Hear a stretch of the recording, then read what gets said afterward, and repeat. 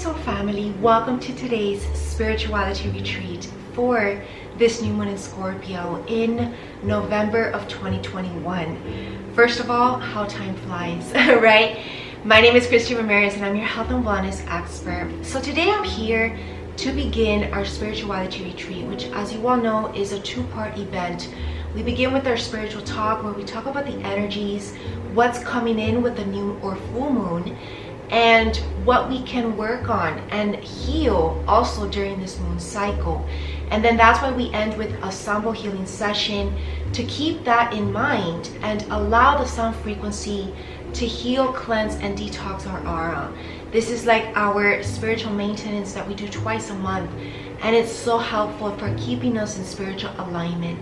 So I congratulate you already for taking the time out of your life to just watch today's event and let it simmer within you and marinate deep into our souls. So I do want to do something actually, and it's switch the order of these two pillows. Now that might be for a reason, but I definitely feel like, you know, we're still in fall season, which is actually why I'm showing up here today for a spirituality retreat instead of my usual meditation room, because, all right, sorry for that interruption, but that also might be a significant meaning into that with this new moon in Scorpio.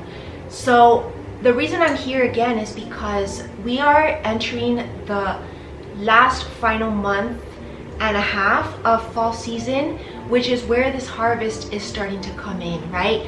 October season was just the beginning fruitions of the harvest. So we can expect that towards the end of November, things are going to be very different, especially with the next full moon in Taurus, which is going to be especially prominent if you're a Taurus like myself. And I know that a lot is happening in my personal life, that this is like a breaking point that we're all undergoing, and breakthroughs, and just so much breaking, right? Because we need to break down in order to build up. So just trust in whatever's happening in your life. It might feel like a challenge, like a turmoil, but it's only to teach us lessons, to make us stronger. And perhaps there is a better way as well. You know, whenever something doesn't work out, we can't be stubborn and try to force it into happening in our own way. That's called control issues, and we're really being guided to let go of control issues, like big time, because I've been really feeling this message strong in my life. And I'm the kind of person that has learned this lesson very hard, that I surrender, but at the end of the day, you know what, we're still human and we still have emotions, and sometimes we want things our way at a certain time, or even in a certain way, like a certain storyline that we think is best for us, or we think we deserve it this way. But you know what, God knows best, and He knows what we deserve. And yes, you might deserve the best, but what you think is the best might not be the best way, and there might be a better way that's not even shown up yet, right? There might be something that is not even built yet. It's like, for example, you know, maybe God is trying to find the perfect place for you to fit in, but maybe that place doesn't exist yet, and then that's why delays exist. That's why redirections exist, because you need to be somewhere in the meantime, right? So this is God channeling through us and guiding us where to go for now, okay? And you know, we are still amidst a lot of unknownness in the world. There's still a lot of what ifs, there's still a lot of doubts, and uncertainty is the word I was looking for the future. But the future is already set in stone, and that's God's reminder again that whatever He's promised for you, maybe not necessarily something in the immediate past, but something that He's promised to you years ago, something you've been searching for already years ago. Because let me tell you, there's been a lot of confusion and illusions in the air, especially when the pandemic started, right? And it's only clouded the collective even more. And I've been lucky enough to have been shielded from that, because, you know, even though I was shielded from it and protected from it, it still doesn't come with its cons, right? Because that means isolation. So, but the pro of it is that I wasn't basically, you want to say, like spiritually contaminated by whatever fogginess has been happening in the collective. And I've witnessed this myself. I've seen this, you know, because I go out, of course, right? Every now and again, whenever God guides me to and where he guides me to.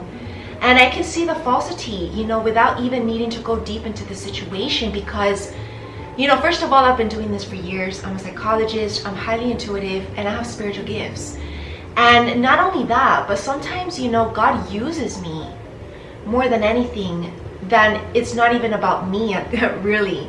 It's like I was saying, I spoke about this in a conversation about being catalyst to certain situations. Karmic catalyst, meaning that, you know, maybe you just show up in people's life to teach them a lesson, and sometimes even to test them as well. It reminds me of the story again of Jesus before he was crucified. And I know I bring Jesus up a lot, but I really connect a lot to Jesus and his story, because he was just basically one of us when he was on earth. He was incarnated as human, and even though he was a higher being, an ascended master in spirit, he still had flesh and he still felt, right? He had emotions. He could feel the pain when he was tortured. So it didn't exempt him from the human emotions. And then the whole reason why the people started hating him as well, right, was when he came back from Egypt. And remember that he was sent to Egypt because he was being tormented by these evil spirits, you can say, working through people, right? Because already spiritually, God and, you know, the opposite of God, his enemy basically, already knew what Jesus was to become in the future, which was the Messiah, the Savior of all the people. And so, of course, he was trying to prevent this from happening from an early age, and hence all the blocks there. And then why he had to flee Nazareth, because it was just too much. It was getting him into dangerous situations, and so he had to flee to Egypt. And basically, if you all don't know, ancient Egypt was a very, very knowledgeable area. People were very enlightened during those times, and that was again when they were in their golden era time. So it was before the fall of Egypt. So there was a lot of high priestess there. There was a lot of, you know, books with knowledge, a lot of knowledge that not everybody had access to as well.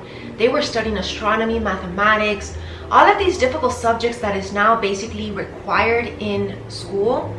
Back in the day, it was a privilege to even have access to that kind of information. So again, that also reminds us to be grateful for our education, because believe it or not, still at this time that we're in, not everybody has access to an education.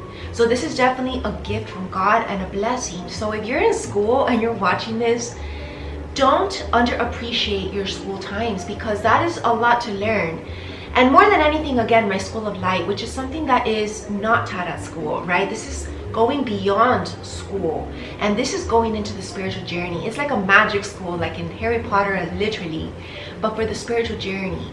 And it's truth, right? And so God is reminding us, don't underappreciate your knowledge and your education, because it really does serve a purpose. And so when he came back from Egypt into Nazareth, and then he started going into the temple, because I remember this was actually when I remember what this movie was. I'm not quite sure which Jesus movie this was, but I watch a lot of Jesus movies, but it was one of them on Netflix.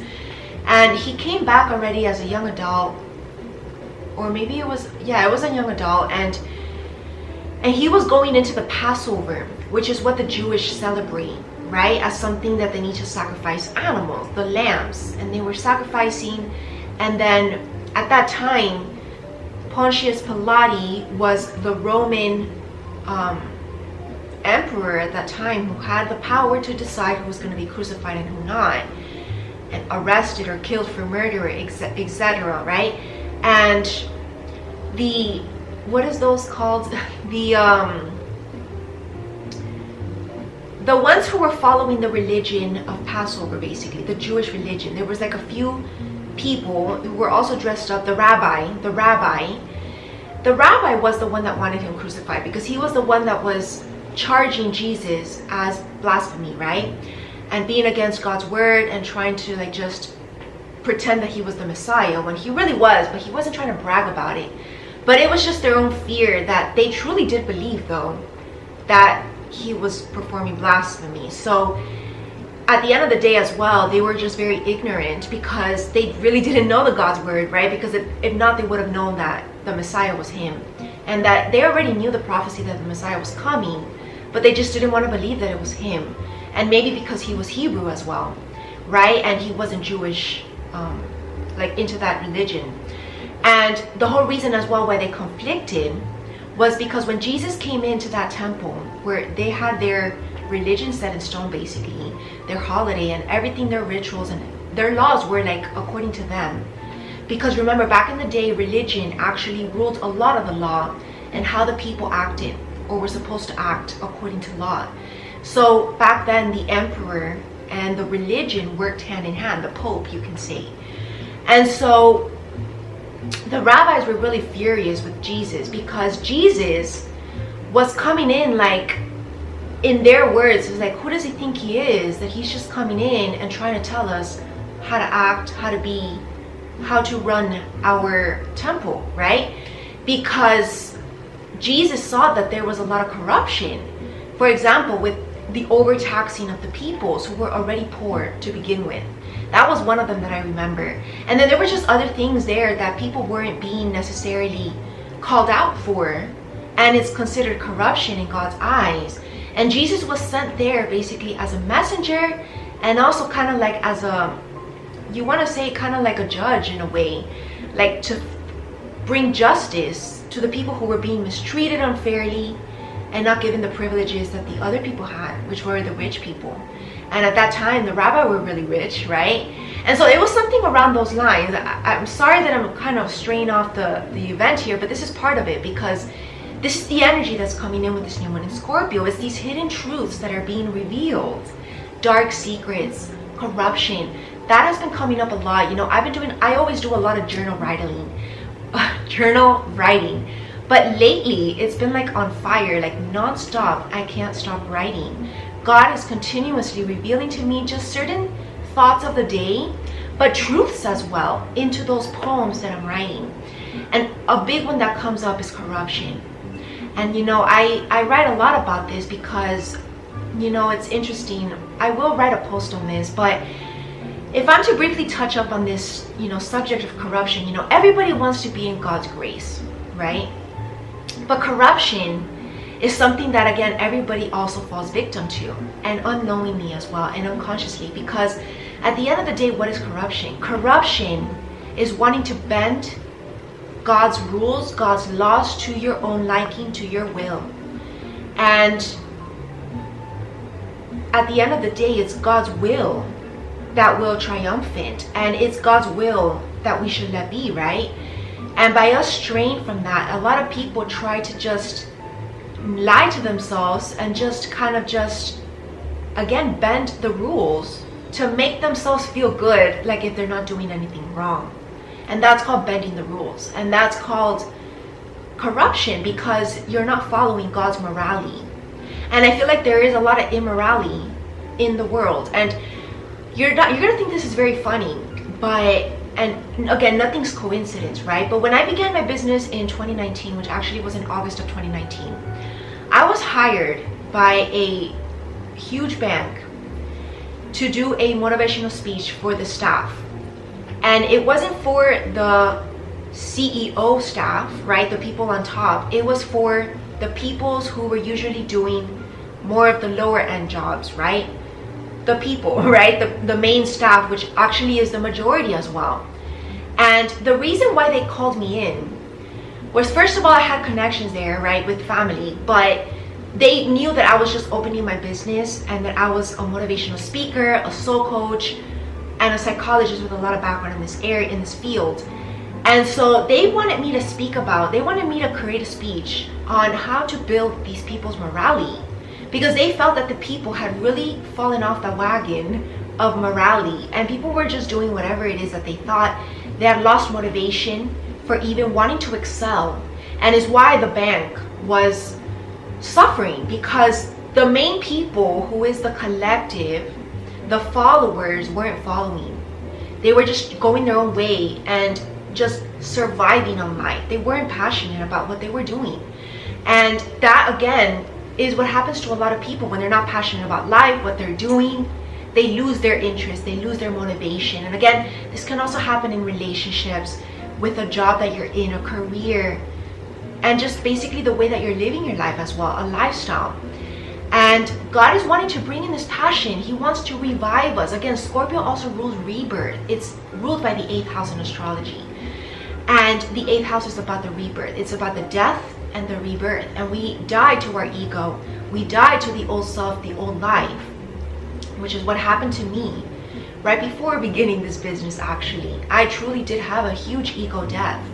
And I was living through my ego, but not because it was necessarily intentionally, but it was because I wasn't as awoken as I am now. And it's just happened for me very speedily, fast. But it's like I kind of passed even everyone else who was awoken from before, but they didn't want to do the work. And that's the thing, right? Because it's one thing to be awoken, but then it's one thing to actually accept the mission and accept the duty that it requires. And it does require a bit of sacrifice, which is detachment from the 3D mundane world. And that's also what the Buddhist philosophy teaches us, which I do teach a lot in my School of Light as well, with my spiritual gatherings, because that was also one of the big catalysts to my awakening, was hours and hours of yoga, meditation, learning about the Buddhist philosophy, and then just bringing it all together. And like I said, what was I saying? Oh, I forgot what I was saying. 1 second.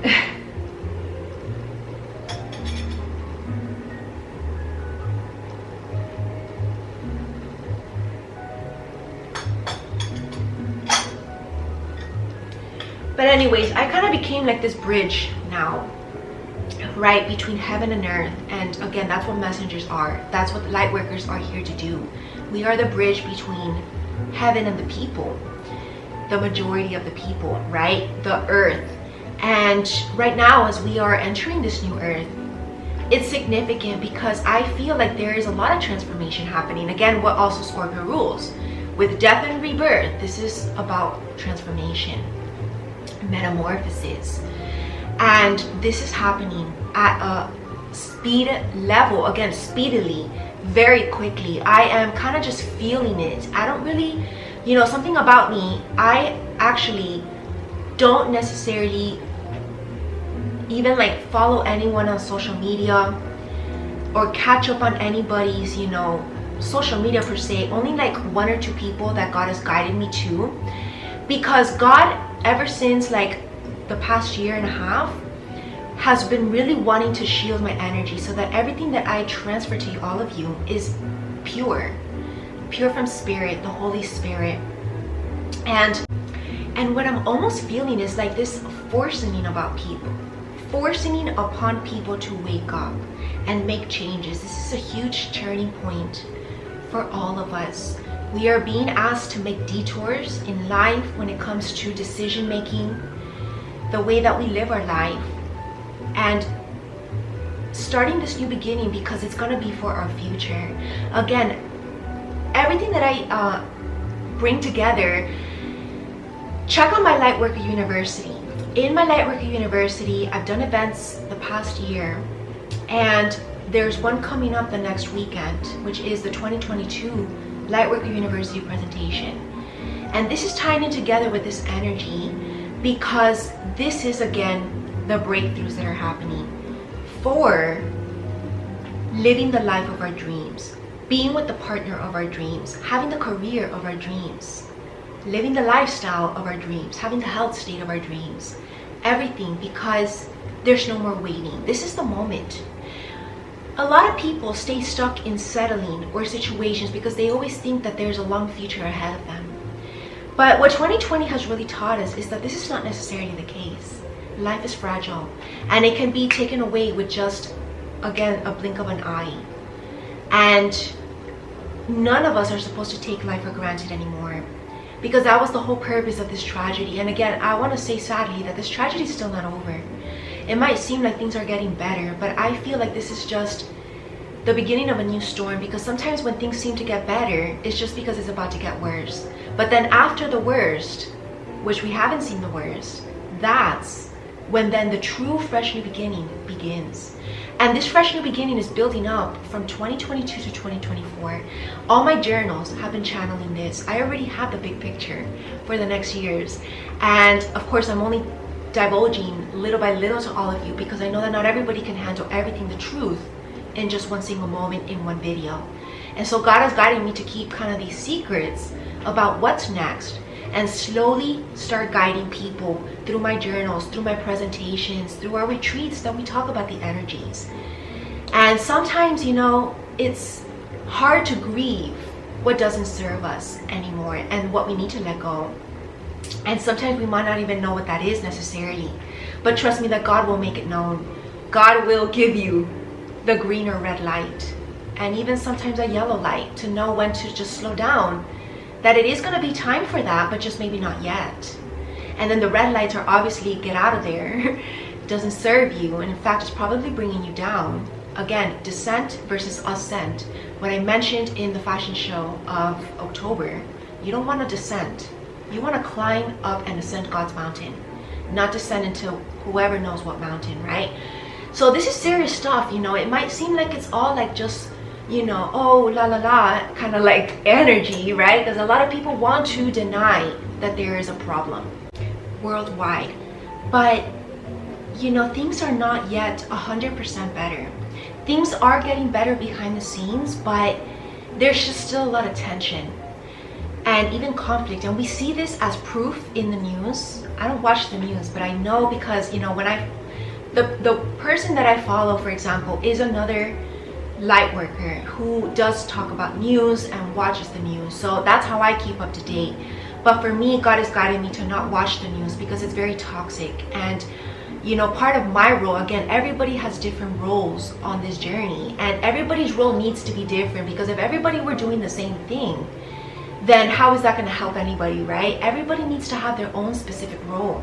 And this is also what's being revealed, what your true role is in this life. Again, your purpose, because we all have a soul with a purpose, right? But it's about accepting that purpose, no matter what it looks like. And a lot of us have different, I guess you want to say, tasks and roles to that purpose, but it can get done, because God wouldn't give you anything if you couldn't handle it. And so, you know, this is again just proof of what's happening, you know, politically, in the government, economy as well, is an issue that has yet to be resolved. And I have faith that it will get resolved in time. And I know that the beginning stages of this mending is going to happen once we begin 2022. So this new year is going to be a very powerful setting, a very powerful, what is that word? A very powerful setting the stone, I guess, setting the stage, setting the foundation for what's next in 2022. So make sure that whatever you do in New Year's is going to be what you want your future to look like, basically. So spend it with the people that you want in your life. I mean, this is something for you to discern, you know. Just, my New Year's ritual is always centered on how I want my year to look like. So whatever I do on New Year's is how my year is going to look like, right? And obviously we can't do all that we want to do in our New Year's, like all of our resolutions, but I do make sure to set my intentions, do my resolutions. And, you know, if I don't have a group that I resonate with, I'd rather spend it alone. And that's what I actually did the previous year and the previous year before that. And it's been the best 2 years of my life, I want to say sincerely. And even though I've been alone, it's better to be alone than to be surrounded by bad people. Or not bad people, but just people who don't vibe with you, or are not headed in the right direction, or are stuck in their own ego, or whatever the case may be, right? And I feel like I'm closer to finding my true soul family, my soul partner, because now is the time when God is rewarding us, and God is bringing in now these people into our lives, because it's time, right? Part of being a spiritual worker and a light worker and even a monk, you can say a master on this journey, it's not about being a hermit forever, but there is a place and time for everything. You eventually need to go through this hermitage in order to come out the other side enlightened, right? Because if you're always surrounded by noise, how are you supposed to listen going within and listen to God's word? So again, this is also about blocking out the outside noise, the chaos, what's happening exteriorly as well. So if the news doesn't resonate with you, don't watch it. And of course, we do need to keep up with certain things, but maybe you might want to read it instead of watching it, because remember, audio And people's voices have a lot of power over what happens subconsciously. So again, also make sure that you watch what kind of music you listen to. And this is something else about me. I've mentioned this before in one of my retreats, but again, ever since I began my business, but more specifically towards the end of 2019, when I was like beginning my school of light, I stopped listening to mainstream music. And it just happened naturally because I stopped driving as much, and then the pandemic happened, so of course I didn't drive all year, so I was just not listening to the radio. And trust me, that music affects your mood, your aura, your vibration, and just your actions, your behavior, and what you do. And so I stopped that, and that's when I just started to purify, detox from all societal condition, from years and years of it, right? As we all are. Obviously, we're now living in society. And that's why, you know, if you want to become enlightened, sometimes you need to detach from society. And don't be afraid to do that, because it's going to be so much greater than you thought. And you're not going to feel alone, because you're never alone. And especially in the spirit world, you're never alone. Remember this saying that you can be in a crowd full of people and feel so lonely. And this is kind of what, again, kind of drove me just naturally into this world, because I found comfort in it. And I finally found a place that I fit in, I resonate with, and it's just something I'm curious about. Again, this is also what actually also tests what we're passionate about. Are you still curious about that? Or are you already done with it? Are you bored of it? That is a key signal there, right? Whatever it is, it could be whatever it is, a situation. And so that's what's coming with this new moon in Scorpio. It's just a lot of deep truths, and it's a lot of scary decisions that we need to make. Again, because Scorpio is about the darkness. Scorpio rules darkness. Not darkness for the bad, but facing our shadows. Everybody needs to face shadows, the dark night of the soul. And this is what, again, what I've been channeling again with certain photo shoots that I've been doing, because this is the dark season. It's the shadow season. And all of us go through this on the spiritual journey. I had a huge dark night of the soul before I came out into the light, because I was letting go of all past pain, traumas, hurts. And when you realize that it's only the ego being affected, because our higher self sees from a higher standpoint, then nothing can touch you. Literally nothing of fear can touch you, and even just not affect your peace, because that's what we're all after as well. It's about peace, serenity, and calm. That's what we all want. And so that's what I'm feeling. And with this full moon in Taurus, it's very interesting as well, because I know a lot about astrology. The opposite sign of Scorpio is actually Taurus, so there is a lot of connection here. The opposite of Scorpio is Taurus. Now Scorpio is a sign that tends to overthink things, right? And Taurus, on the other hand, I'm not saying all Taurus or all Scorpios, but it's just basically kind of like a main energy, tends to sometimes be more impulsive without thinking. Again, the stubbornness that comes in, right? Because they think they know what's best. And the Scorpio tends to think over much, that sometimes their overthinking gets in the way as well, kind of like a Virgo in a way. And it's interesting that it's like they're opposite, because I feel like it's kind of like reversed a little bit. The Scorpio energy, again, taking impulsive actions from our shadow self, from our ego. Reactions can be impulsive actions, believe it or not. So it doesn't have to necessarily be a behavior. It can just be a thought, a reaction to something, right? Not seeing clearly through the illusion. And I feel like with this full moon in Taurus, it's kind of going to tame that energy, kind of like the Strength card in Tarot. It's going to tame that inner lion, that inner fear that wants to come out and scream and be angry, right? Because that's the Lion card, that's the Strength card.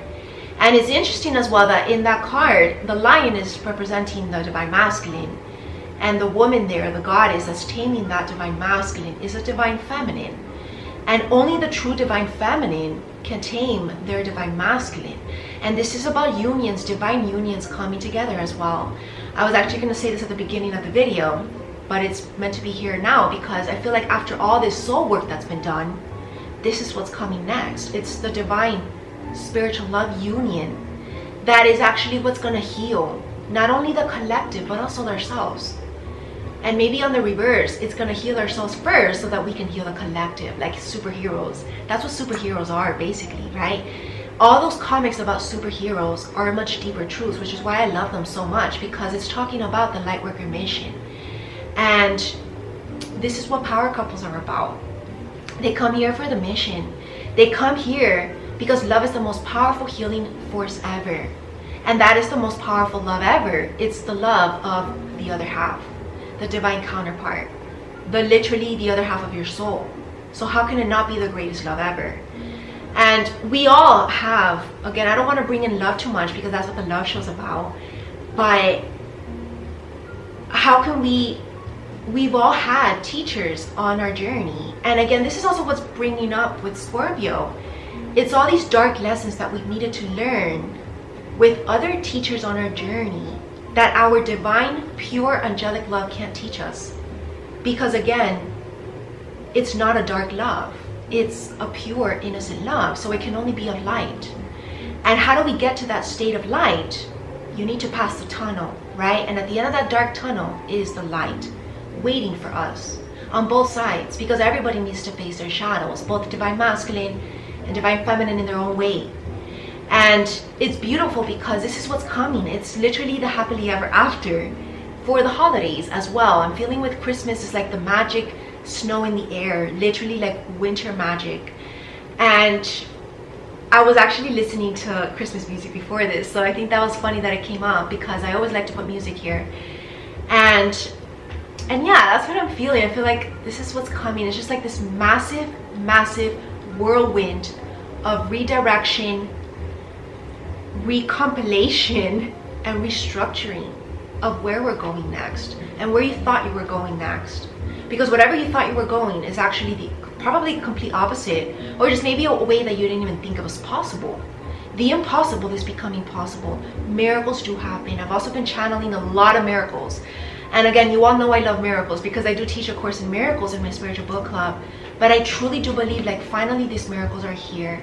And I think that it's very synchronistic that I did finish already the teachings in English for the Course in Miracles book.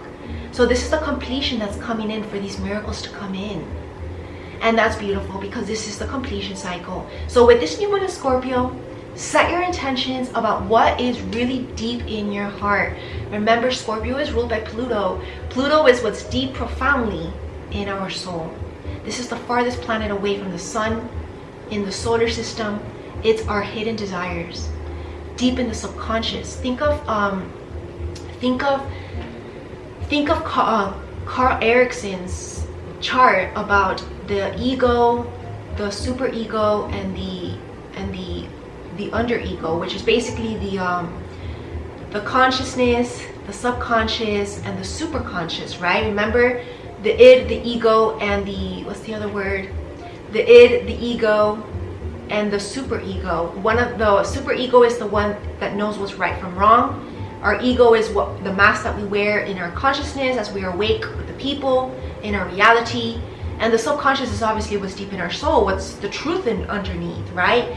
So it's kind of like we're wearing these two masks and we're kind of like at a crossroads and battling between our higher self and our ego. And that's where A Course in Miracles comes in. Maybe you might want to start that series on My School of Light, because that's what that book is about. It is about dissolving the ego so that you may let go of fear of deserving what it is that you want and having true love in your life, experiencing miracle healing as well.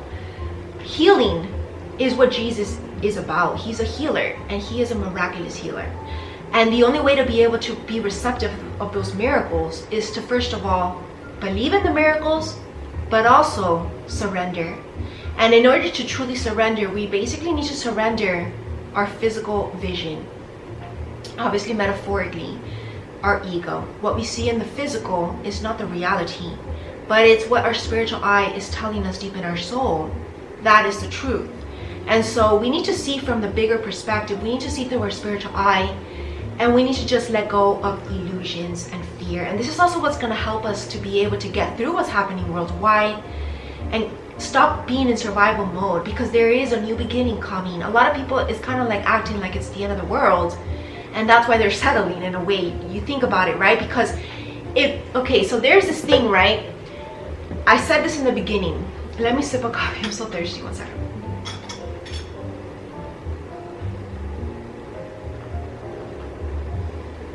So, yes, we should live as if there's no tomorrow, right? But then people take it the wrong way. They choose to settle because they don't think that there's going to be a tomorrow. All right, so now this gets more profound, because now there is that fear. The fear that you don't think that your future life is coming, so you just settle for where you're at because you want to enjoy the now. And yes, we can enjoy the now, but enjoying the now is not about wasting the now either. It's about taking the action steps that you need to take now so that you may enjoy what you really want and not waste year after year on something that's just half okay, and something that is, you would want it if the best were not available, in a way. You understand? So it's kind of like we are depriving ourselves of what we really want and what actually is available to us, because God is telling us that it's possible, but you're restricting yourself. And this is law of attraction stuff here. If you don't make room for what it is that you want, how can it come in, right? I like to always give this example. If you're the driver in a car and you have someone in your passenger seat, let that be your partner. Again, this is the perfect relationship metaphor. But let's say there's a partner in the passenger seat. How is the true partner that you want going to fit if there's already someone there? So you need to empty that car and even clean it up so that the real deal can come in, the pureness, because it can only come as well in a pure vibration. So you need to, again, there's a lot of cleansing and detoxing of emotions of our past. If you've been hurt, you need to find a way to let it go. Forgiveness will set you free, but also let go of whatever it is that you're attached to that is probably creating blocks into your future. And maybe in the now you're seeing it. And I do feel like there's divine intervention very strongly at this moment. And you know, there's nothing more powerful than divine intervention, and nothing can against that, not even our own will. So we definitely need to let go of control issues. And this is going to be even more prominent in those who have more ego, right? The bigger the ego you have, the more you're going to suffer, because God is trying to tell you something. God is trying to redirect you, not to hurt you, but to bring you higher. And you need to listen. But not only listen, you need to take action. You need to follow God's guidance. You need to follow His instructions. So just trust and let God take the reins for a change. And you're going to find that everybody's going to come out winning, including yourself. So don't worry about who might get hurt in the process or how you're going to be affected, because God would never guide you in a direction that would hurt you, right? It's only to bring you somewhere better. And so that's a little bit of our introduction today. I know it was a long one. There's a lot to say, but I do want to bring in a reading, and I am going to actually bring 3 different decks that I haven't used in such a long time, and I only bring them out for special occasions, but they're actually my favorite because it's the Game of Thrones, which I love. We're going to bring in Astronomus, which if you all don't know who he is, back in the day he was a French prophet, and he did prophesize a lot of these future events like 9/11, you know, a whole bunch of wars. He predicted a lot of worldwide things that already have been manifested, so it's already been proven. So I truly believe in those messages that we get when I open that card. It's very, very artistic, very also esoteric, so there's a lot of meaning behind each single one of those cards. And we're also going to just bring in some Sherlock Holmes, so we're just going to play a little bit with these characters today and let them speak to us about what we can expect. Because again, another reason why Scorpio rules about going deep is like kind of like spying and investigation, deep research about what is the truth, what is the answer. My School of Light is going to help illuminate. There's so many classes that I've done over the past year because that was my curiosity that led me there. I have a Mercury in Gemini, so I am very, very hyperactive when it comes to curiosity, intellectuality, my brain, and I'm always curious about things that I actually didn't expect it, you know, but I've always been pretty much, you know, intellectual, and, you know, obviously that's why I became a psychologist, because I wanted to know the real reason, the whys, why people act a certain way. So, you know, I've been the observer my entire life, and I know just by observing people's patterns and just ways of interaction what's going to happen next. And I only say things from the bottom of my heart because I want to guide you all in the direction that you are meant to be on. And everybody's going to get their own messages because everybody's life direction is different. So let us all go our separate ways, wherever that may be, and maybe we'll meet somewhere along that path, right? It's kind of like maybe those paths will cross. And there's a strength to let go right now of what we think is going to be next and allow destiny to play out. This is like the serendipity energy, which is what the love show for November is going to be about. And we just need to trust in this fate, because it is fate. Nothing can against fate. It's already written in the stars. This is cosmic fate, cosmic destiny that we're all embarking on right now. This is the fool's journey that is just beginning. This is the fresh start right now. You know, it's very interesting because we are always saying it's a fresh start. I keep saying this, right? But this is literally the fresh start for what's coming in 2022. Because this fresh start has been building up. It's what's been building slowly underneath the surface. And now it's like that peak of it. We're doing now kind of like the dirty work, because it's the most hard when you're in the dark night. It's like the shadow work. But that is like, after you get over the worst, what's next? The best. So the best is yet to come, literally. That's beautiful, because everybody's gonna be deserving of their best if they've been on their best behavior, right? It's kind of like God is being our parent here today. We get what we deserve. So be good no matter what.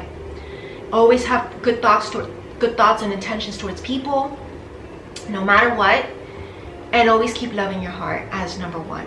All right, so I'm gonna be right back, and I'll see you just a sec. All right, my soul family. So let us begin with the Game of Thrones. This is my beautiful favorite deck, actually, of all of them, in addition to the Nostradamus. And I love the Empress card, right? I actually have watched the series, and it's very good. I haven't finished it though, and it's very interesting as well that, you know, the Game of Thrones has a lot of spiritual concepts in it, you know, so I think it's very powerful. And it's also interesting that it came up like, I think the first season was like 2016 or something, right? So we got the Chariot again, the movement forward. And it's interesting that we have a dragon in here. This is literally slaying the dragons. We're a little bit on defense at this moment, but there's victory because this man is victorious here, right? So this is the 7th card, Major Arcana. So this is the main energy for this new one in Scorpio. It's literally, this is like, you know, this dragon represents, you know, our own demons. It represents any energy that is not of light, holy, anything that is standing in your way. Remember, sometimes the enemy can be in your own mind. And, you know, this dragon as well, if we look now more on the positive side, in Chinese medicine, is very healing. And dragon energy, dragon medicine, helps to protect us as well. So there's a lot of like ancestral healing and like shamanic rituals that can really help during this time. So, you know, maybe I'll do another shamanic meditation. I usually do these for the new year. I did one last year. I really love going into shamanic journeys, connecting with our spirit animals. Spirit animals have been huge during this time. They've been coming up to me like literally like crazy. Like I've been a magnet for spirit animals, like in literally the physical world. So especially birds have been giving me signals on the sky. There's like triangles. Again, this is about our communication with higher beings, like alien energy coming in. That's part of like these cosmic truths as well. And wow. And we got lion energy, and we got depths. Always a Lannister always pays his debts. 2 of coins. This is karma. Karmic justice. Interesting that we just kind of left off Libra season. But with Scorpio, it's like what happens after the justice. Everybody gets what they deserve, right? So it's like the Scorpio season now is about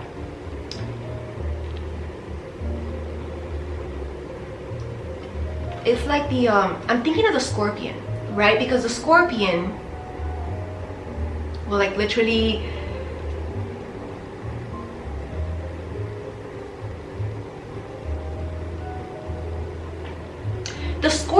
very clever, right? The scorpion, I'm thinking also of like the Mummy, the movie The Mummy. There's a lot of scorpions there, and they have their claws, right? It's not like a crab, but they're just like, they look very like sinister in a way. They look just very scary. You want to kind of stay away, right? But they will snatch at you. And this is kind of what's coming to light. Anything around us that have been like that, right? Offering money, but there's always a higher motive. I've also been kind of thinking about that. You know, I guess let me share with you a little bit about what I was going to say about this. This is my business, right? This is my brand, Soul Coaching, my health and wellness brand, and I am basically the brand, the creative content creator, the artist. But during these years doing this, like 2.5 years, it's also made me a businesswoman. And as a businesswoman, I've had to learn certain things that are not necessarily my expertise, but I've had to learn them because there's no one else that can do it for me, right?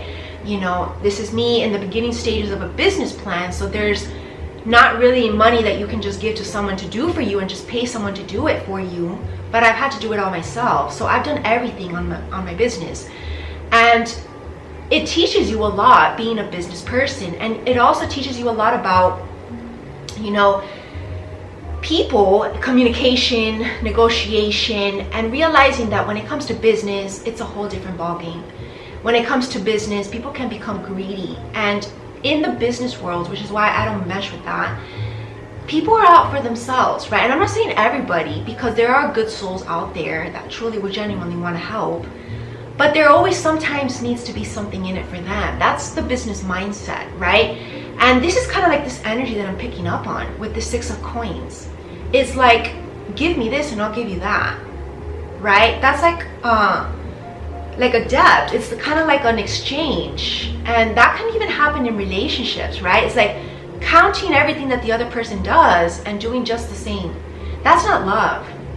That's not genuine. If that's a business partnership as well, or anything like that, you know, or any relationship, a friendship, because that's not just genuine, right? So this person, interesting, I just noticed this, is obviously very closed off. Some people have picked up on the truth about this. These are dark truths. Like myself, you know, you can say I have a little bit of a trust issue, but not because I don't trust people, but because I've seen too much, and it always just gets confirmed. I do trust people who I've gotten the green light to trust, but it's very few, and that's how it is and should be. You should only be able to count the people that you can trust with the fingers of one hand.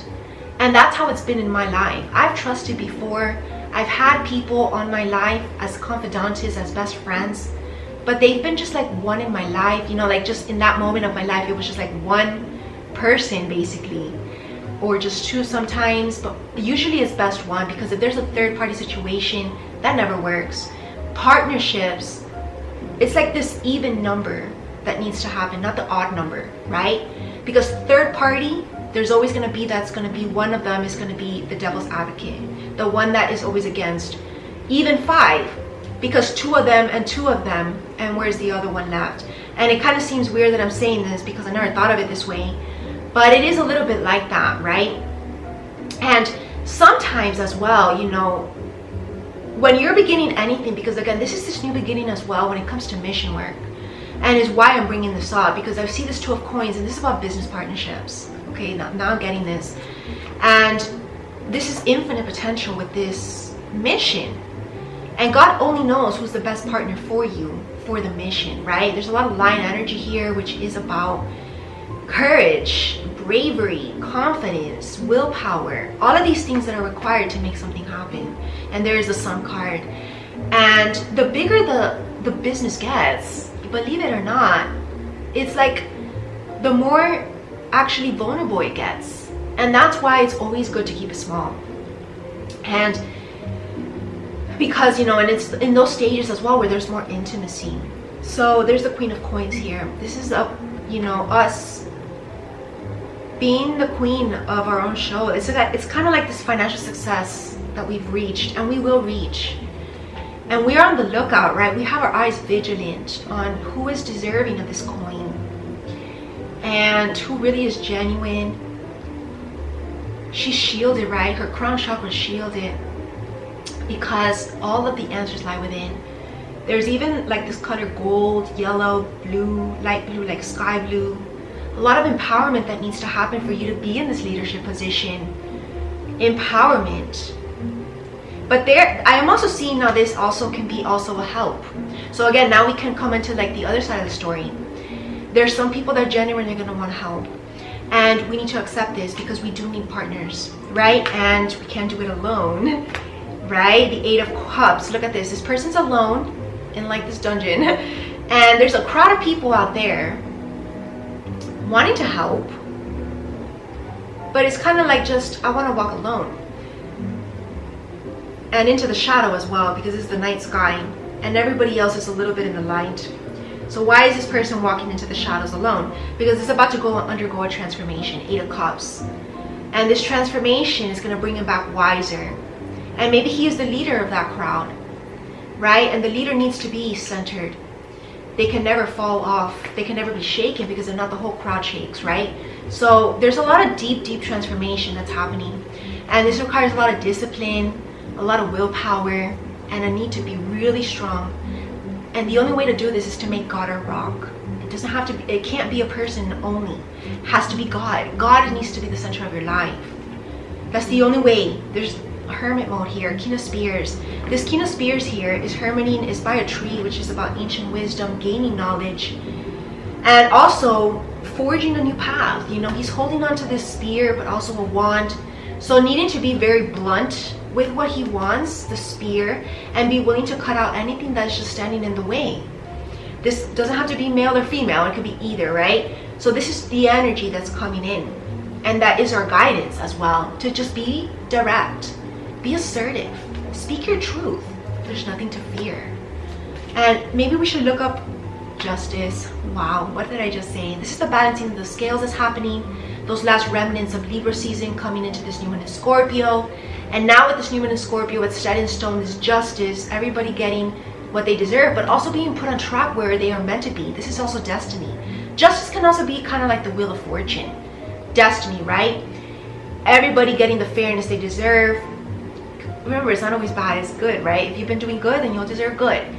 And there's like a little star here, and this is the number 11 card. So, you know, this is mirror energy as well. This is kind of like getting on the same level as well.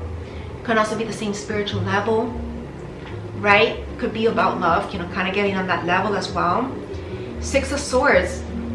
And it's interesting that this is a male and a female in a boat alone. And there's a knight statue here with a sword and shield in the background. So this is now leaving kind of like the swords, leaving the hurt and pains from the past, going into this new land. Kind of reminds me of Italy, right? Like Venice, Italy with the boat. Going into this new world, even if it means you two alone in partnership, because it's better to be two people alone with God than 100 people without God, right?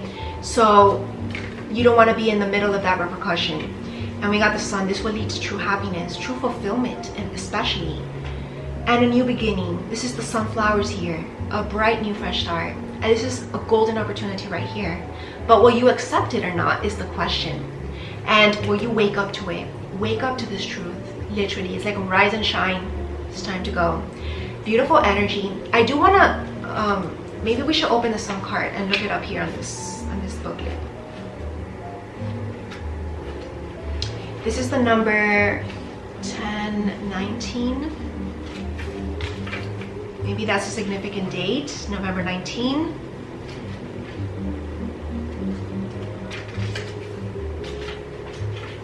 The Sun, optimism, also staying positive, even if it means it seems chaotic.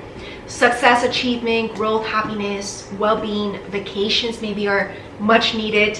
The holidays are coming up, so definitely take time off. Don't overwork during the holidays because it's not gonna go out well. This is a time of family. And the Sun is the astrolabe with the Westeros Sun as its center. The astrolabe's moving blades tell the story of Westeros and its shifts of power. echoing the ever-turning Wheel of Fortune, what I just said, right? This is the Wheel of Fortune turning. It's kind of like the readjustment of like, I'm looking at this big wheel. Destiny is readjusting to where it's meant to be. I feel like it's been stuck in this other place, other dimension, that was the false illusion or dimension, or maybe kind of can seem kind of like this cruel trick in a way, right? It's like you thought it was it, but it wasn't. And now we're being brought into the real thing. And it can seem like, you know, chaotic because we obviously are still human, we're gonna grieve. But the sooner you grieve it, the sooner you'll get to the real thing and you'll find your happiness. And remember, God will erase all memories that don't serve you. So let go. And a young dragon in peaceful pose absorbs the sun radiance. So again, absorbing the strength and power from the sun, energy, vitality. The petal-like sun rays evoke the sunflower, which is a symbol of growth and strength, which also appears in the urn in this garden. So maybe spending time near the garden, outdoors in nature, in the light. Dragon is sheltered by a stone wall, which signifies protection and sanctuary. Daenerys named her dragon after Khal Drogo, her late husband, whom she called my sun and stars.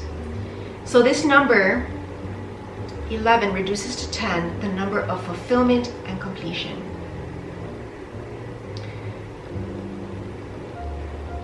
Look at this. Well-being, happiness, opportunity to bask in your achievements, and showing a well-deserved vacation. Reaching a point at which you ease up and share precious time with those close to you. Favoring time with children, nurturing new projects and conditions that lead to financial success. Also relationship growth. So maybe new relationships growing, cultivating during this time. Powerful message. So I think that's it for today with that. Could be creative projects, right? And even awards and gifts. Expansion. Reborn into a new world. And you can now also travel and move into new business and friendship circles. Oneness with the world. Promotions, graduations. So maybe you've been in this cycle and we're being graduated from that cycle of our life and starting a new chapter in our life. That's what I'm getting. Now let's take a break. I'm going to bring in the Nostradamus. Alright, so now we are about to unveil who is behind the curtain, right? So it's kind of like, again, these truths being revealed. A lot of also alchemical manifestation abilities coming in to manifest what it is that we want. And we do this by setting intentions. So this new one is very powerful for these intentions.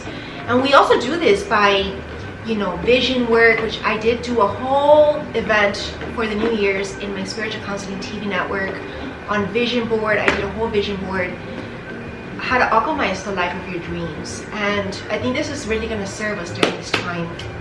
Keeping it in mind, dreaming about it, and these are going to come true.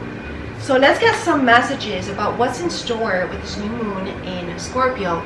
Remember, Nostradamus saw the future, so maybe we could get a little insight into our future in today's message. Obviously as a collective level, but remember that everything that happens collectively also mirrors to what we are going through personally. That is the beauty of like the whole spiritual journey and just like higher consciousness, is that everything that happens collectively, there's always something similar to what we are all going personally, yet different at the same time. But the concept is the same. So it's like we're all going through the same thing in different ways. And it's so interesting, right? To me, that's just fascinating how all of this works. I just have no idea how this works. I wish you could ask God, how do you make all this happen? Because it's just like there's just no explanation. And I don't think we ever will get the explanation. But I just know that there's a lot of dimensions functioning at the same time.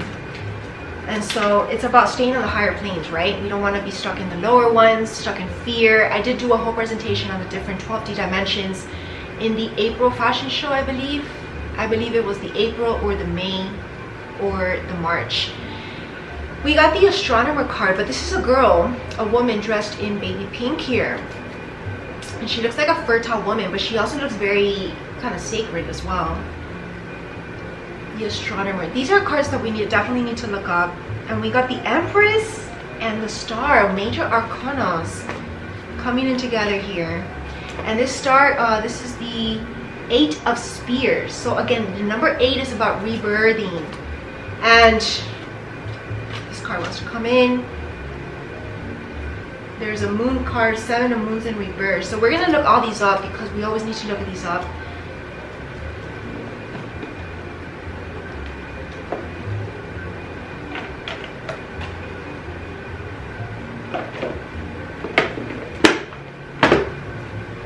So let's look up the 7 of Moons in reverse.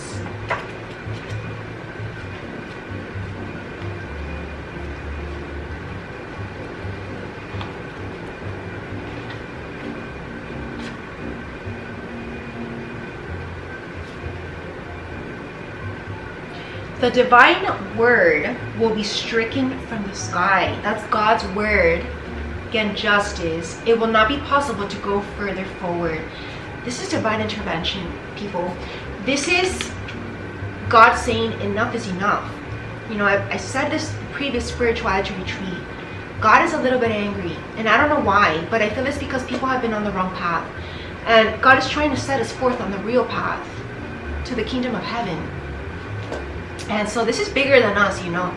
This is about also Venus, and I know for a fact astrologically Venus is going to go retrograde very soon in December, and it's going to be in Capricorn. Venus is the planet that not only rules love and relationships, but also our creative projects and even money, business, right? So this is going to require a lot of surrender with a lot of discipline to God's direction, being on God's team. Venus rules here, but is still within the house of Scorpio, and we're in the new one in Scorpio. So divine glory and attraction are tempered with doubt and uncertainty. So the imagery from the Lost Book shows a great castle surmounted by beckoning hands, but what lies within? It is merely a hollow spectacle containing nothing but lies and seductions. Wow, this is exactly what I was feeling. Corruption. What Jesus went in, he went into the temple and just saw corruption. It looks all beautiful on the outside, but when you go inside, it's filled with lies, seductions, and corruption. The theme of the rise of powerful people who were destined to fall because of their pride and concupiscence was common when Nostradamus lived. It is reflected in the fortune's wheel. Again, this comes up very strong, which is about destiny. Whereas here, the glorious castle suggests only ego. So this is just ego. This is the ego. Remember that evil is also the ego.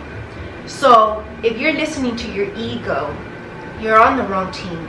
Because the ego will only be out for themselves, our own ego, right? And for what it is known for on the outside, not what really is going on in our soul.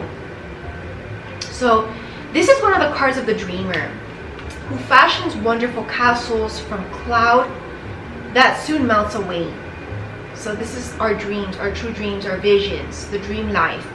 Be careful not to become too enraptured by your own plans, forgetting the reality of your life journey. So again, these are these detours that God is telling us to go towards, that is still going to bring us to that same destination that we desire. It just might look different the way that we get there, right? Think of the alchemist, the story of the alchemist. He was taken in many different directions, but at the end of the day, he got to where he was meant to be. The plans of others may also seem perfect when in fact they are hollow, meaning they're superficial, not filled with substance. They're missing the main thing, something of value. So if you're essentially a follower rather than a leader, you need to take care not to be led astray on paths of moonlight. And this is why this is these dark truths. This is the time when you are better off listening to yourself. If you are intuitively connected, and obviously you need to get spiritually aligned to make sure that you are interpreting correctly what you are receiving, and then doing as you're told by God. So this is, you know, needing to have a strong, it wasn't the reverse. So reverse also, this is an extra message, offers a stronger will and determination needed to make these changes. No fear. Ego rules fear. But this may only strengthen your dependency on the vision that you have built. So don't be dependent on how you think you're going to get to this vision. The desire to achieve success or to win in love may confuse the real issues here.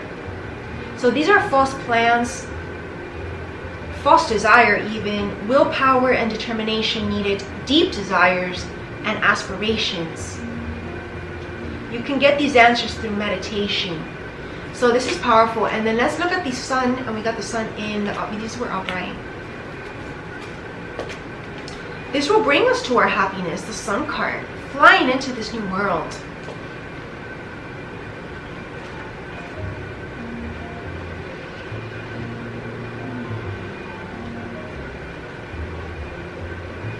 And it is also about purification. It's not the sun card, it's the star card. So obviously we got double message, but the star card is also about purification, right? Purifying ourselves. So there's hope at the end of the tunnel, expectation, fortune telling, prophecy. So this is again our prophecy that we are receiving. This is our hope, but we need to take action. We need to heed the God's advice. Gifts of light, of rebirth, healing, good luck, inspiration, destiny, idealism. Perfect message. And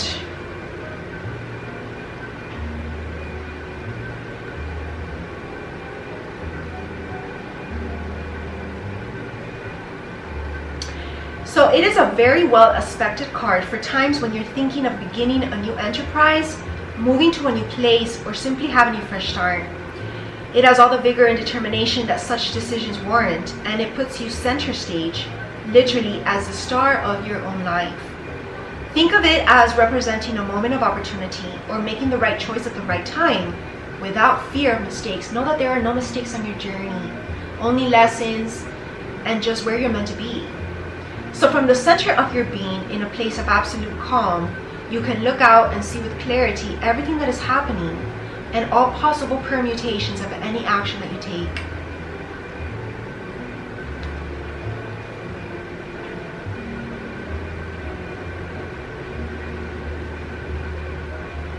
Wow, Christ comes out in here. So we definitely need to read this.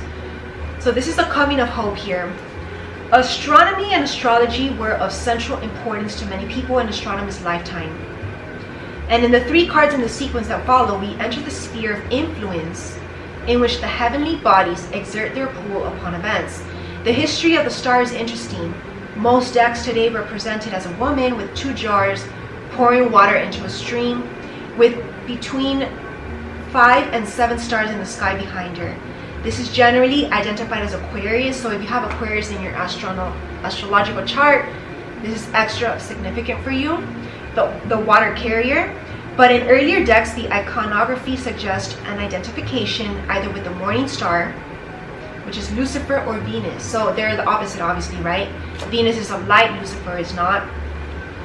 Or with the star Bethlehem. So these are all astrological stars. In the Tarot of Edmond de Rothschild, now in the Louvre Museum in Paris, the 3 kings, Caspar, Melchior, and Balthasar, are portrayed bringing their gifts to the Christ child under a blazing star. The 3 magicians that come at the birth of Jesus to offer his gifts, which were frankincense, myrrh, and something else. In the 18th century, the symbology underwent a further change.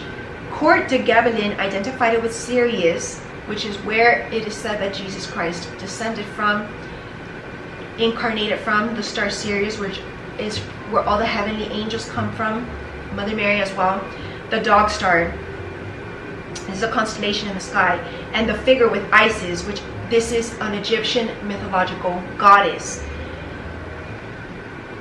and very closely related to Mother Mary.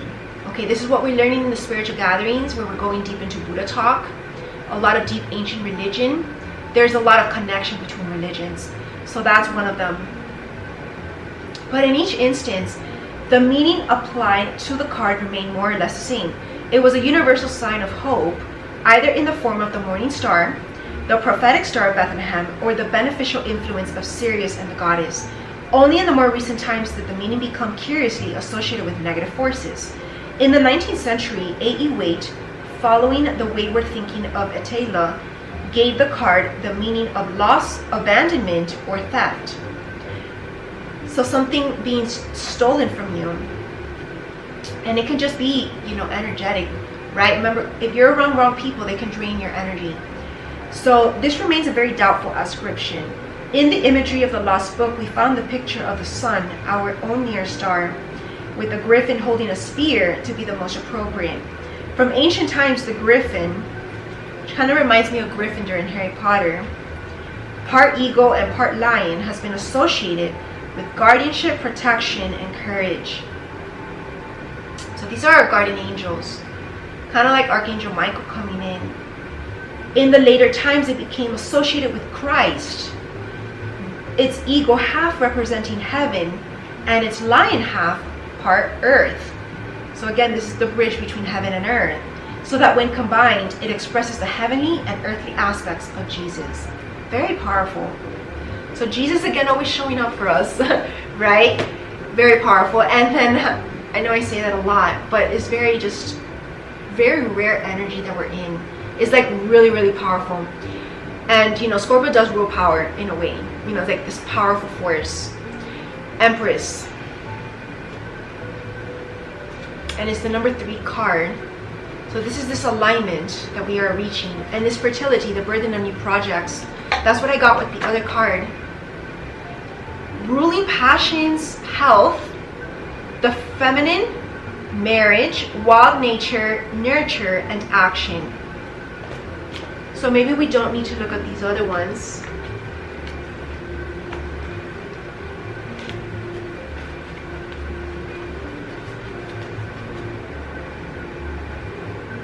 It's kind of like we're being brought down to our knees to make these changes. Blank new canvas. Because whatever has been written before has been distorted. And this man looks distorted. Has been driving you crazy.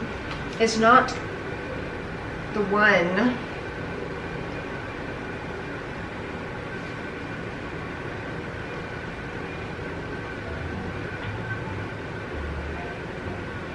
There's a chicken here and there's a dove. That's interesting. There's Gemini here, which is the twins, right? So this is talking about a little bit about love.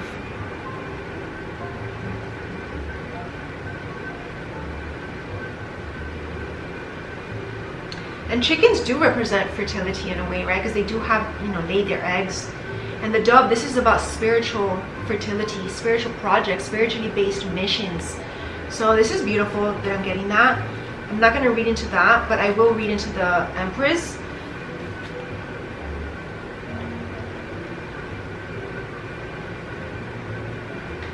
The Empress can be said to complete the feminine energy represented by the Papist. Where the Papist brings wisdom, the Empress brings strength and holds within her the qualities of rulership and command, so being a leader. In the oldest tarot deck, she was very simply a ruler, possibly based on the 8th century Empress Irene of Byzantium, or Leonora of Portugal, wife to the Holy Roman Emperor Frederick III, who ruled over most of Europe for much of the 15th century when the first tarots were created. But from the 19th century onwards, her more mystical aspect became the focus, right? This is where we kind of like prioritize our spiritual side in favor of the physical side. She is now more often seen as the woman clothed in the sun and crowned with stars. So very, very blessed and protected from, like Mother Mary, from the biblical book of Revelations, while the more esoteric interpreters refer to her as Isis Urania. Many have even seen her as Venus or Aphrodite, which is the Greek. Aphrodite is the Greek classical goddess of love, and the stories of her capricious nature and nurture have become a part of the meaning of the card, like this very mother energy. She can be seen to stand for very powerful female rulers from ancient times to the present, including Cleopatra, Elizabeth I, Nostradamus' patroness Catherine de' Medici, which there's a whole series on Netflix on the de' Medici family. Really suggestive, very good. and then many more. In her own time, she can be recognized as the powerful CEO of a company. Obviously, in the modern times now, is what it's equivalent to. And the female prime minister, or the advisor to heads of government. The Lost Book shows her as calm and regal. Remember, this is the Lost Tarot, Lost Book of Nostradamus that he left behind. Shows her as calm and regal, standing between two ladies who defer to her, because she already knows her truth. So she knows what she stands for. She knows what she speaks. So that's why she's very calm. The more usual depiction of her thrones and dispensing judgment is missing here. But she radiates power nonetheless. In essence, as the third archetype in the greater trumps, she is the marriage of 1 and 2, combining the wisdom of the papist with the wild insightfulness of the magician, being able to alchemize her visions into reality. So unlike her powerful sister, the papist, the empress embodies human love, that of the mother, rather than the power of knowledge and wisdom. Her task is to watch over those who come to her, and her kindness manifests as maternal love. She is also the sovereign of romantic love and represents the passionate response of man to woman or woman to man. In her upright position, she represents the strength of feelings, but when negatively aspected, she can signify a reliance on passion and emotion without due consideration. So it's about taking everything into consideration, right? Not acting impulsively, but making sure it's genuine passion.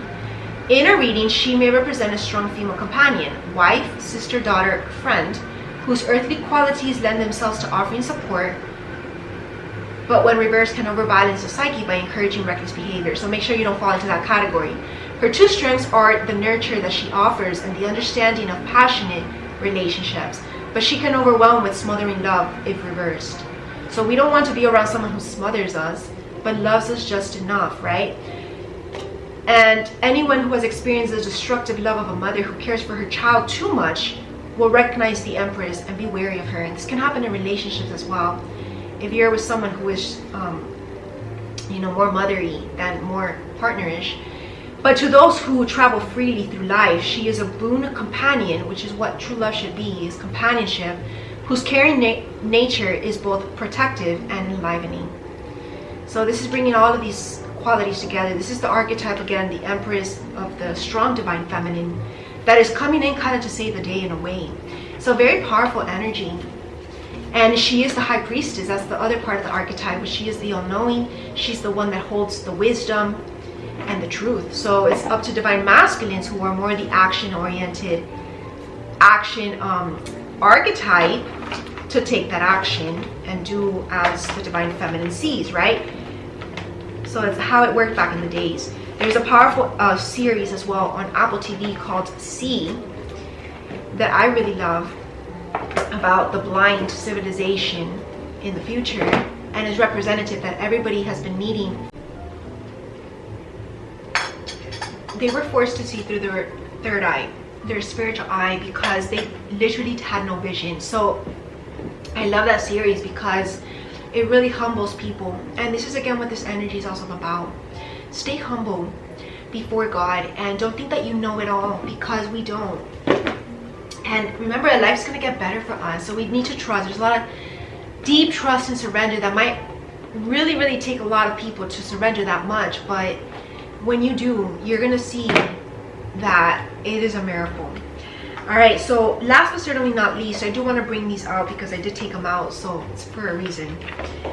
Let's look a little bit and kind of like spy into these energies with a magnifying glass. Go deeper into the situation and get some wisdom. This is from the first consulting detective. This is the Sherlock Holmes tarot. Obviously based on the movies, but it's kind of scary. I never watched it, but I really like this deck. It really does give insight. So what is one deep truth that's going to set us free? That's a good question. Right away. We got 2 cards, and that's it.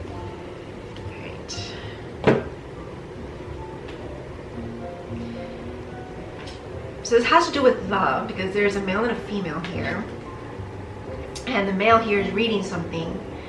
And the female's just looking behind her, like, who is that? And then there's this lost book to London.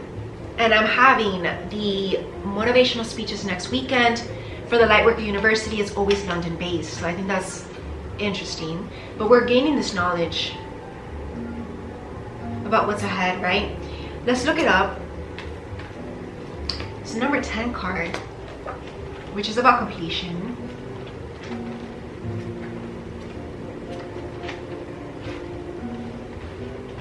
This is the Wheel of Fortune. Oh my God, this card has been following us around. You make your own luck. Fortune and destiny, fateful encounters and experiences await you. Giving and receiving gifts. So these are these people coming together to share their gifts with one another. Because remember, not everybody's good at everything. So we need to be open. And then the cyclic nature of life moves you forward. The results of your actions change the pattern of your life. Again, it's again about action, about change. Ideas, projects, relationships move you onward. Taking a preferred chance means you will not suffer regret. Right? Because regret's the worst feeling that anyone can die with. So things approaching you may surprise you. Be adaptable and flexible at all times.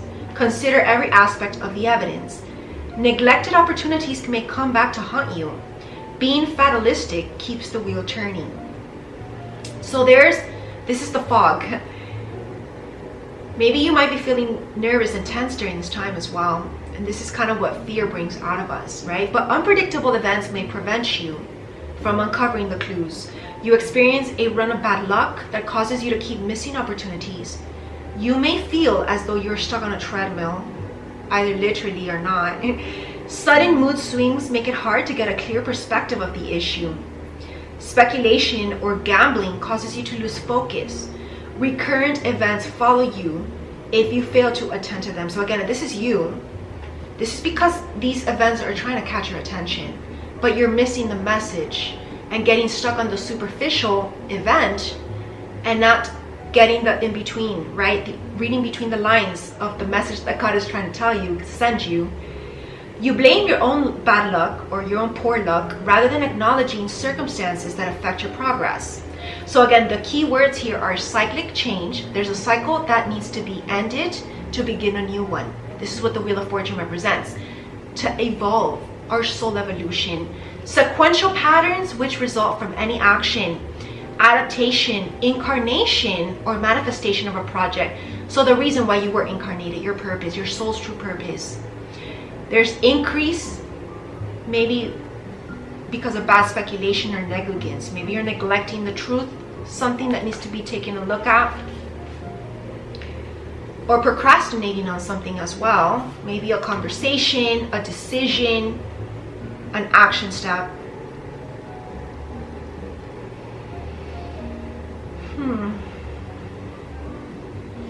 So there's a variety of possible paths to take. We all have options, right?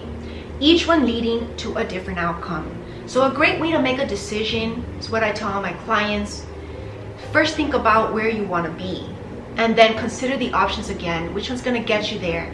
And then narrow it down to all the ones that are going to get you there, and narrow it down to the ones that are more peaceful, you can say, along the process. Because if there's just too much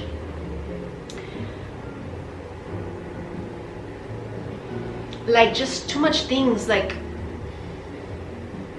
destruction, right? Then it's like not in your favor. You know, there's always possible paths to take. I'm trying to get this right. Each leading to a different outcome. And there are always ways to get to the same outcome. Okay, this is just psychology and I guess you want to say physics. There are different ways to get to the same outcome. But it doesn't mean that every single way is the best way and the way of light, right? Because people can cheat their way there. People can, again, skip steps. Again, that's cheating their way there. Or use corruption and use people to get there. Or take advantage to get there, right? But then there's always maybe the best way that might be the longer way, but it's the one that's going to keep you in the light. And in the long term as well, you're going to keep that destination for longer. Because if there's any corruption along that path, trust that the outcome will not last. Okay, that's just destiny and Wheel of Fortune. So I hope I explained myself correctly, but that's kind of like what I wanted to say. And then let's look up the other one. I heard fate. So this is like fate, right? And also you can't change your fate, right? So this is about loving your fate as well. Not trying to make up an outcome that perhaps is not in your fate, right? Not trying to manipulate destiny, because that never is going to work. And then we got the 5 of eye, which is the eye. So interesting.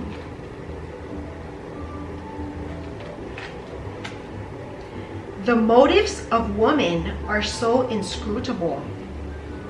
It can also be vice versa, right?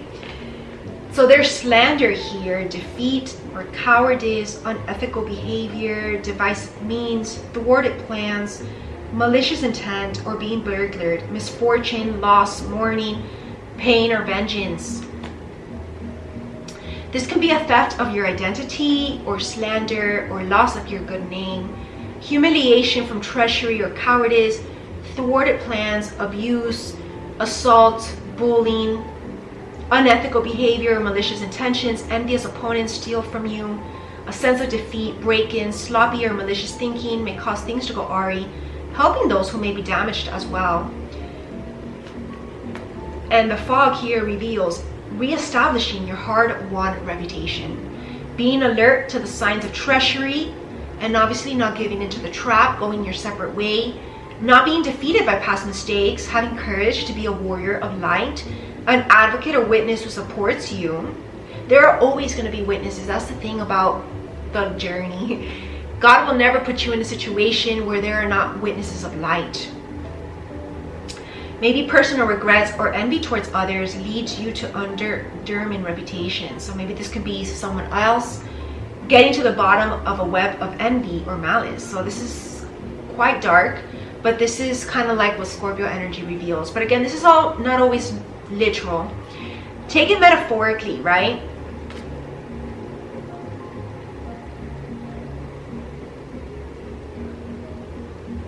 Sherlock Holmes received requests from a number of ladies who had carelessly written incriminating love letters to men who were not their husbands, seeking to recover these signs of indiscretion.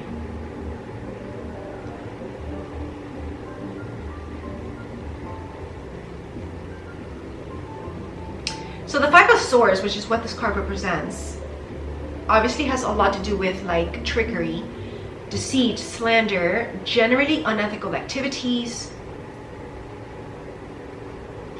So here we see him looking on disdainfully as a distressed lady pleads with him to retrieve her indiscreet letters. So this is kind of like, you know, this letter that has been written by a woman to like this man who didn't ask for it, and it was not her husband, and now she's wanting to recover this letter because she wants to protect her reputation, like right discretion. But again, everything gets out into the light if done with malintention. So make sure to just keep your intentions pure is the message. I think that's enough for today. I'm tired. Let's get to our Sambo healing session to help us to heal, help us to be honest with ourselves, with the healing that needs to get done. So any revelations about dark shadows that you yourself need to face and heal is what the big message is here today, is what you are to focus on and do the soul work so that you may grow and evolve on your soul journey. So thank you all for joining me today, this evening, for a cup of coffee. Let us get to our Sambo healing session, and I'm so glad that you all enjoyed our spiritual talk. Namaste.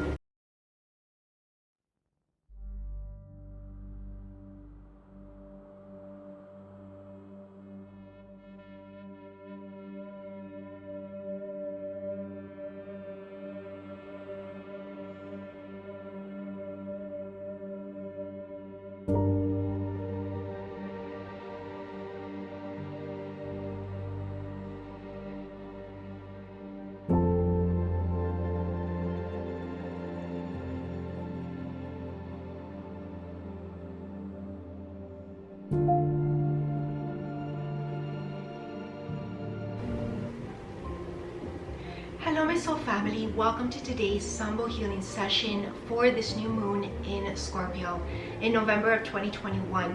My name is Christie Ramirez and I'm your health and wellness expert. Thank you for waiting to the end part of this event today. And we're here now to do the healing work. The healing work that our aura much needs to cleanse and detox emotions and experiences from the past, any memories that don't serve us anymore, that are long buried in the past, but we bring with us the lessons today. So we allow Jesus to heal us.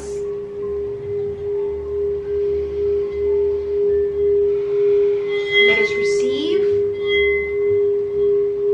Be receptive to the help that wants to come into your life.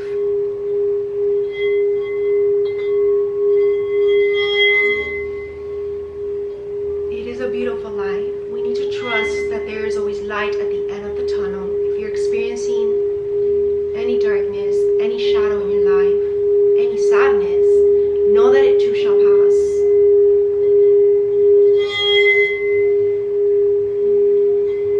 Life is not without its struggles. So don't run away from the struggles, but embrace them and then conquer them. Come out the other side winning and know that it was a journey with lessons to be learned, and you come back wiser, spiritually mature, and ready to do as you're told by God. We surround ourselves today with this golden white light, gold frequency of higher dimensions, so that we may receive truths, be revealed inspirations, helping us to also stay creative and useful for the mission, which is God's plan.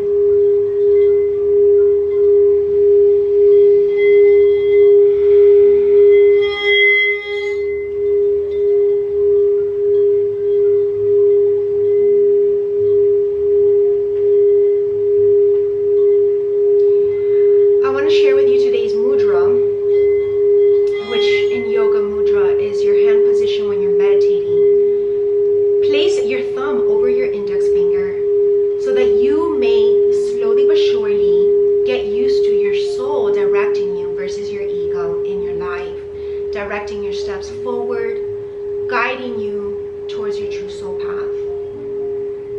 Let your soul, your higher self, make the decisions for you. Let your ego go. Let it die.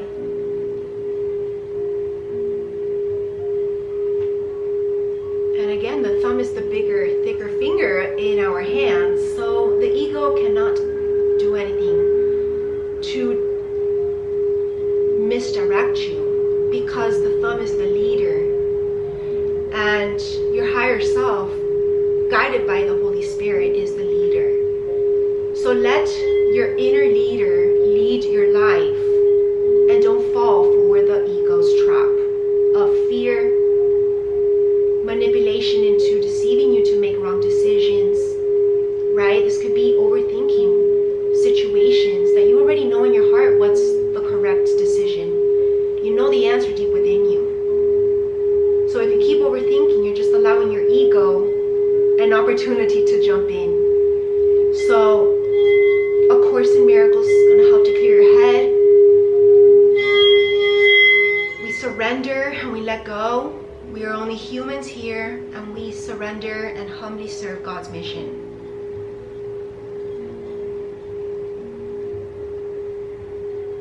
There is actually a prayer that I want to bring in today from a meditation book, and I will be right back.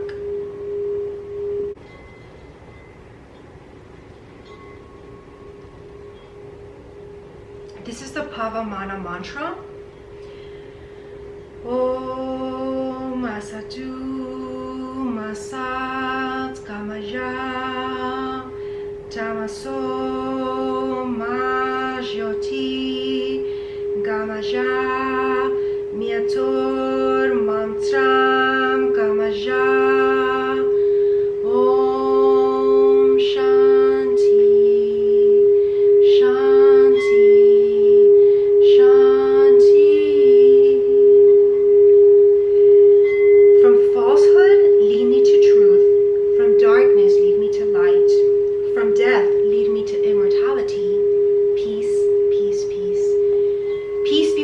all today. May you all be blessed, and thank you for joining me, and I'll see you all for the full moon in Taurus next time. Namaste.